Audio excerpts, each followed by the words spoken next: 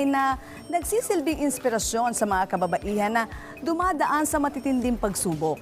Tama ka nga dyan, partner, no? At sana lagi nating sinasabi na kapag dumadaan po tayo sa matinding problema sa buhay po, ay dapat dinadaanan lang po. Huwag po nating tatambayan nang sa po makalagpas po tayo sa problema ng buhay. And of course, we're very happy for Miss Gladys because as of now, she's in the process of emotional healing and recovery. At Doc Harris, kung bakit dapat iduluhin itong si Mami Gladys, narito po ang report.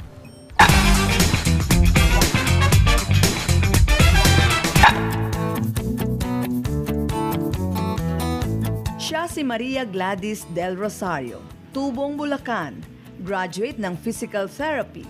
Bagamat hindi niya nagamit masyado ang natapos na kurso, nagpursige siyang maghanap ng hanap buhay para maitaguyod ang kanyang pamilya. At sa kanyang pagsusumikap, nakapagtayo siya ng isang skincare clinic na tinawag niyang Skinline. At sa matagalang panahon, naparami niya ito sa pamamagitan ng franchising business system. Naluklok din siya bilang presidente ng Philippine Central Luzon Spa Association dito sa Bulacan. Skinline actually started last 2008. 17 years na rin kami sa business. So I started with three beds, ako lang lahat. And then from there, talagang hindi ko na kinaya yung volume ng tao na pumapasok sa akin.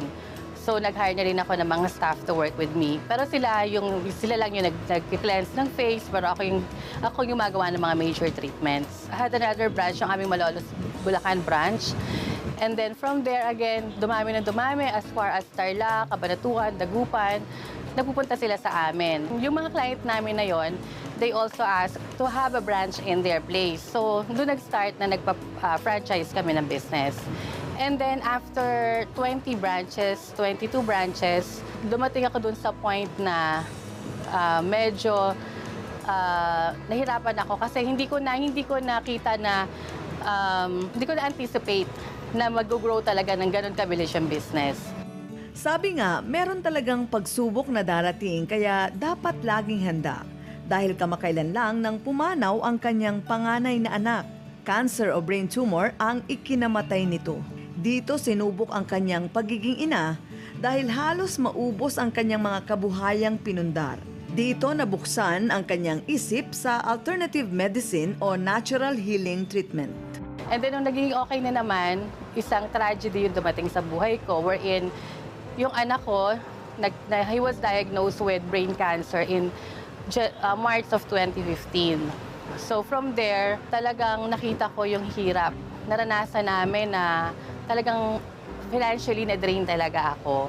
Doon ako na-expose sa mga alternative medicine. Pero way back then, mga 1 year before that, nung na-diagnose siya, I am taking up naturopathic studies na din. And then, nag-concentrate na ako during the time na nagkaroon na ng sakit yung anak ko.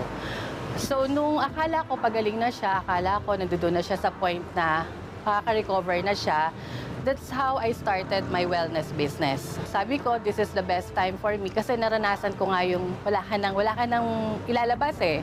So parang naisip ko, I guess this is one way of helping people din. Kasi prevention, sabi nga natin, prevention is the best cure.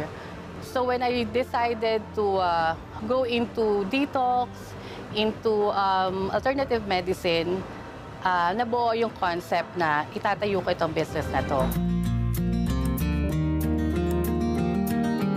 At dahil alternative at holistic ang naging approach ng kanyang spa, mas maraming tao ngayon ang naiingganyong dito pumunta. Sa awa po ng Diyos, marami po kaming natutulungan ngayon. Marami po pumupunta dito na may cancer, yung mga chronic diseases na sinasabi natin. Kasi parang na-incorporate ko rin yung physical therapy ko, yung aking alternative, and then yung detox na pag-aralan ko, and hydrocolonics. And I also studied acupuncture kasi. So parang na-incorporate ko lahat yon. And then talagang masasabi ko po na siguro God is using me as an instrument para makapagbigay po ako ng kagalingan din po sa mga tao na nangangailangan. May iba't ibang serbisyong Skinline, perfect for pampering with the use of alternative medicine. Ang kanilang foot spa and reflexology, ginagamitan ng mga all-natural products. Meron din silang massage na ginagamitan naman ng mga essential oils, body scrub, facial, at kung ano-ano pa. Lahat ng yan, available dito sa skin line ni Gladys Del Rosario. Like dun sa tagline namin, at Skinline, where beauty begins and wellness starts. Kumbaga, kung maganda ang pakiramdam mo sa loob, lalabas yan eh. Kasi minsan kahit na maganda tayo externally pero kung may sakit tayo, kung may nararamdaman tayong hindi maganda sa loob ng katawan natin, maaapektuhan yung ating outer beauty na tinatawag natin. So, I decided na mag-dig into doon sa internal natin. So that's when I started to do more research and attended a lot of seminars, and I go abroad para makita ko pa kung ano pa yung pwede kong, sabi ko nga, yung pumasok ako doon sa loob, yung inner beauty na tinatawag, para at least lumalabas yung outer beauty na tinatawag natin. From within, palabas po siya. Kaya sa paglipas sa mga araw, nakikita ni Gladys ang sarili sa pagbibigay ng magandang kalusugan. Hindi lang sa kanyang natitirang anak, kundi sa kanyang sarili mismo. At bilang ka-health advocate ka ng Health TV Embassy, sumasaludo sa iyo ang programa sa mga katulad mong ina ng tahanan at idol ng lipunan. Mabuhay ka!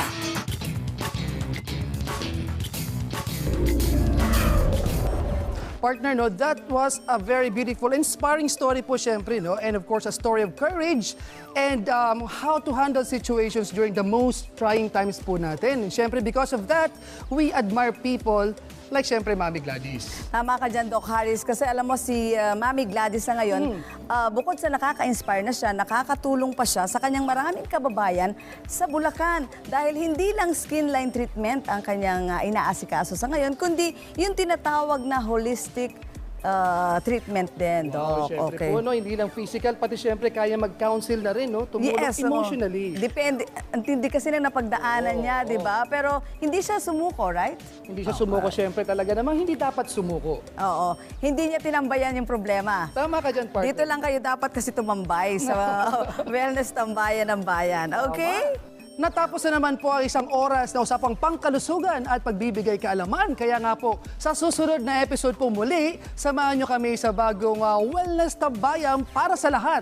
Ito po ang inyong lingkod, Doc Harris Acero, your lifestyle attaché. At ako naman po si Aida Gonzalez, ang inyong health ambassador na nagsasabing gusto naming healthy ka, happy ka, mabuhay ka. This is your complete health directory and your passport to your good health. Kaya sama-sama nating isigaw sa buong mundo ang Health TV Embassy. Isip mo agad ay wala kang pera. Pera pang gamot, pera na pang ospital. Wala kang magawa kundi ang umangal. May himala, kailangan maniwala. Pero good news, meron kang magagawa. Alagaan na sakit, di kailangan gawin. Kung ito naman ay posible kumaling. Kalimutan ng gamot na chemical. Matututunan na natin na gamot na natural. Always remember that health is wealth. Health TV Embassy, your passport to good health. TV Embassy, may pag-asa. East and Western Medicine pinagsama. Sa Health TV Embassy, gagaling tayo. Mabuhay ang malusog na Pilipino. Gagaling ka na, gagaling ako. Gusto ng Health TV Embassy na gumaling tayo. Gagaling ka na, gagaling na tayo. Sa Health TV Embassy, tuturuan nila tayo.